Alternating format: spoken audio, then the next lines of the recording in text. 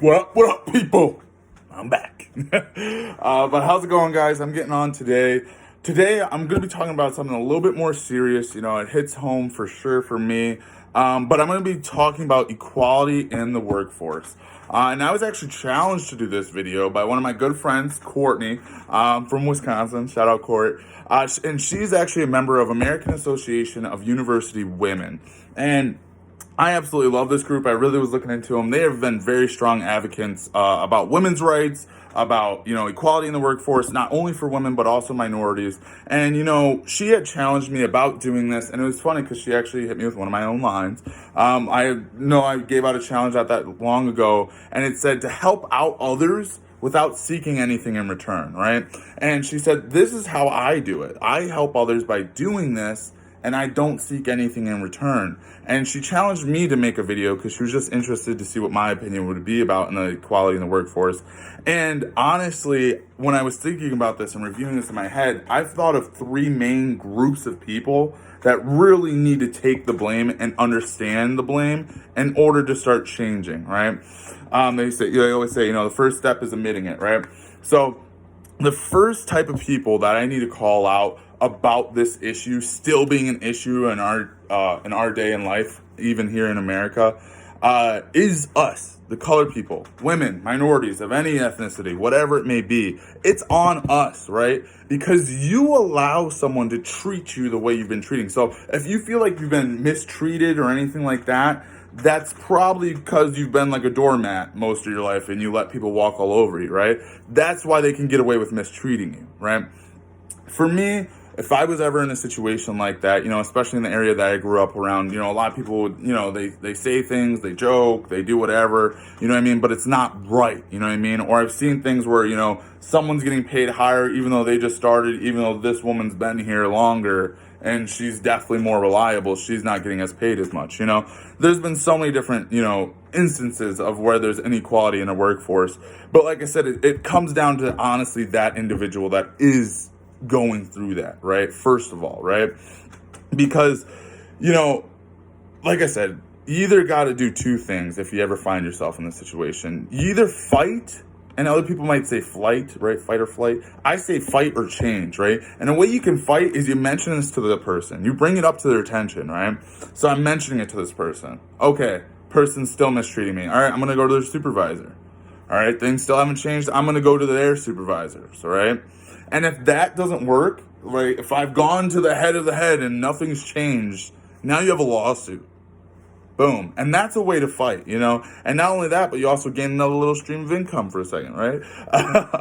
But more serious, like I said, you can get to that point if it needs to get to that point. But most likely bring it to a supervisor. That usually will fizzle it out.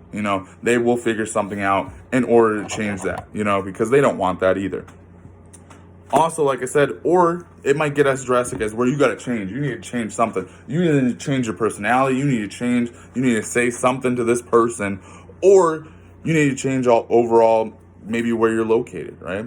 Maybe you got to move, right? And I know a lot of people are like, oh, no way, I can't move. I have kids, I have roots here. I can't do it. It's too hard. You're just making excuses on why you don't want to do it, right? But you can do it. Hear me now. You can do it. I've just uprooted my life multiple times and just gone. I've did that, back before I even went to college. I took everything I had, moved out, went down to Texas, got a job, and I was living down there for a little bit, right?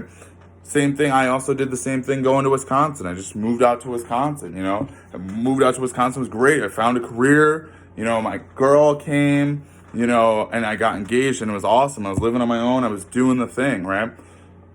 Then I realized I had to change again and I had to move again. So I had to not only uproot me and my fiance out of these established careers and everything, but then I had to also move my daughter, right? So yes, I understand moving a family, it can be difficult, whatever, but let me tell you, it can be done, So if you feel like you need to move and get out of that situation altogether, do that, But you got to do something. Fight for your right. People always say that, fight for your right. Fight for your right. If you want to stay there, then fight for that right to stay there. You have a right to stay there. You also have a right to move. You want to move, you can move. You live in the United States. You can move wherever you want and be fine, right? And that's a lot of freedom that people don't realize that we have, Also, I wrote this down, and anybody underage, sorry about hearing this, but I wrote this down and I really loved when I wrote it. It says, we got to stop acting like niggas and start acting like neguses. You know what I mean? And if you don't know the word negus, that is the root word of nigga. That's where it came from. And what negus means is royalty, right? So I'm going to be I want to get treated like royalty. But that means I also have to perform like royalty if I want that treatment, right?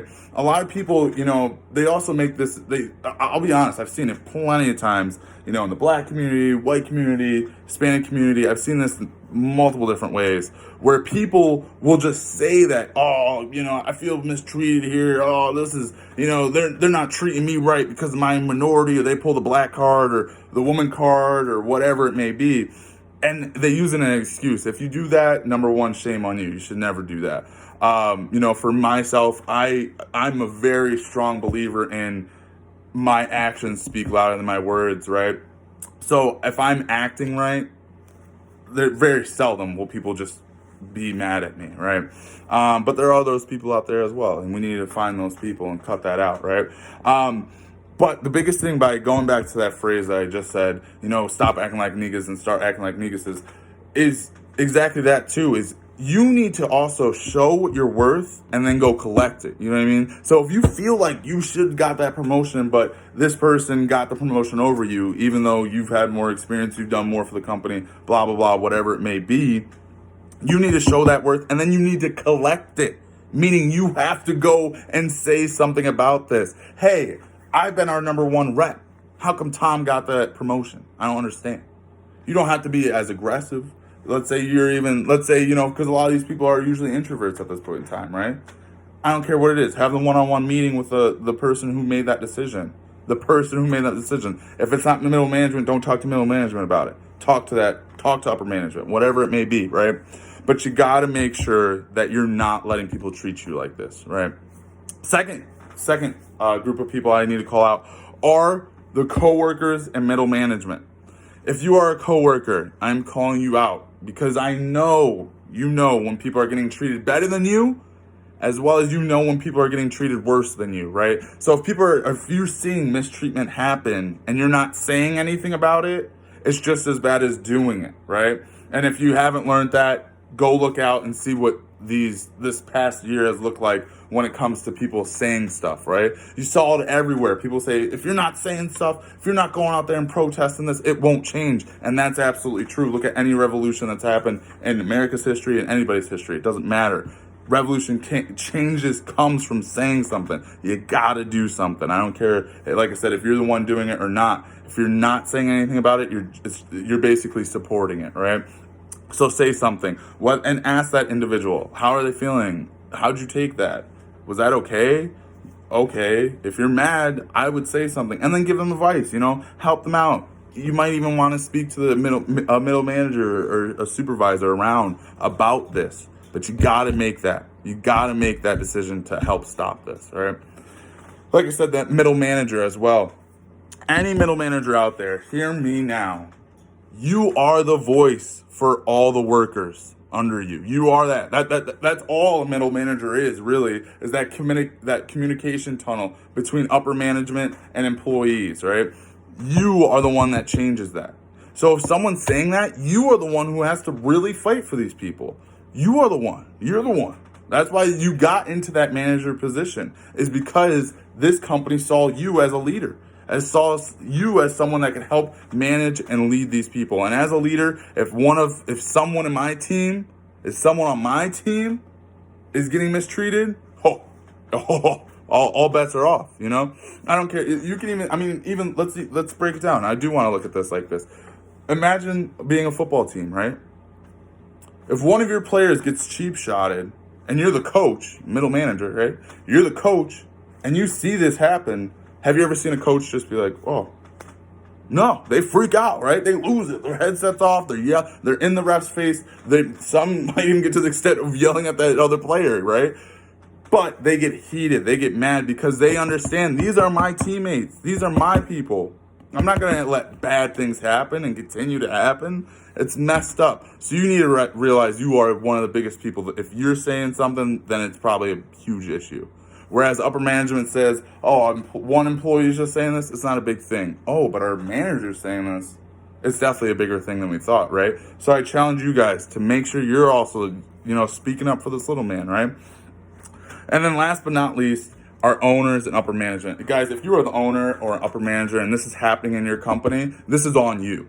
It's on you. Because number one, you hire the person who hired that person that is either doing it, you hire the person that is doing it, or worse yet, you are the one doing it or letting it go, right? Because you're not saying anything. That is poor ownership, and you're just spreading cancer that's going to take down your company. You know what I mean? As well as maybe this employee might get so mad as to make a lawsuit against you, and now you have to pay out way more than if you just, address the problem. So any owners or upper managers out there, meaning if you're upper management, if you have a C in the beginning of your, your title, like CEO, CFO, whatever, I want to challenge you guys. Go back, comb through your practices, and look back and make sure and see how can we start offering better equal opportunity, right? How can we do it, right? There's always room of improvement, right? I don't care who you are, what you do, there's always room for improvement. But this is something I feel like we're not focusing in on, is how can I make sure that there's more equal opportunity here? How can I make sure that women and minorities feel more comfortable here, right? So I challenge you guys to do that. Also, I want you guys to also look back and also see how diverse is your own group. How diverse are you guys? Do you even have minorities, right? Do you even have minorities? Do you even have women, right? And once you go and see that, I want you to then realize how your minorities and women are being treated. And the only way to do this is to actually contact them and talk to them and hear their feedback. That's the only way to do it, right? Only way. I don't care if you're Jeff Bezos to me. I don't care who you are in there. In between that, you don't have that many, you might not have that many employees, or you might have thousands upon thousands of employees.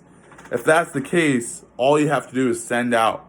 You can just send something out, whether it's something as a questionnaire or whatever, or survey, whatever it may be, right? You send it out. You delegate to your managers worldwide or district-wide or region-wide or wherever they may be. You send it out to them. You say, hey, I want you to have all your people go through this, and I want to hear the feedback. Any negative feedback that you guys get, send right to me. And then what I do, let's say if I was in Jeff Bezos, I go to those employees. I say, hey, I apologize for them. Hey, I'm sorry for how so-and-so acted. Or I'm sorry that you have been underappreciated for so many years and we didn't even realize. I'm sorry about that. And then you give them the change, right? But don't worry about that person. They're gone, right? Or we decide to relocate that person, so don't even worry about it. Or whatever the case may be. But then you change it. You do something and you change it because you have the ability to do so, right? And that's where that, helping someone without looking for a return, that's what it really looks like, is when you're really making changes and moves, And again, this could have all started from a coworker or that person actually standing up for themselves, right? Or that middle manager seeing something going wrong and bringing it to the eyes of the owner, right? That's all, guys. That's all. That's all you need to realize is if you see something wrong, change it. If you're owner, though, like I said, I challenge you guys to go through this. And, once you guys are done collecting all that data and everything, and you make that change, I'd say to do it every year. Make it a thing. Do it every year. That way, if it ever does pop up, if someone does get hired on that shouldn't have got hired on, because people will make it through the cracks, I get it, whatever. People are different in an interview, I get it, whatever. They're a lot more professional, they're different. You could tell, or you can't really tell, what their characteristics really are. They're just showing you what they want to show you at that time. So I understand mistakes happen, but if we're constantly on this, it won't be a consistent issue like it's been a consistent issue ever since women have been able to be in the workforce, ever since minorities have been able to work in that workforce, right? So, like I said, just quick review. If you are a minority or a woman, show what you're worth and then collect it. You know what I mean? I don't care how you got to do it, but do it. You know what I mean? If you're a coworker and you see something wrong, fix it. Say something. Do something. Say something and do something. If you're a middle manager, do something. And by doing something, you should be talking to management about it and making sure that these things get changed and have a conversation with these people in the right channels, right?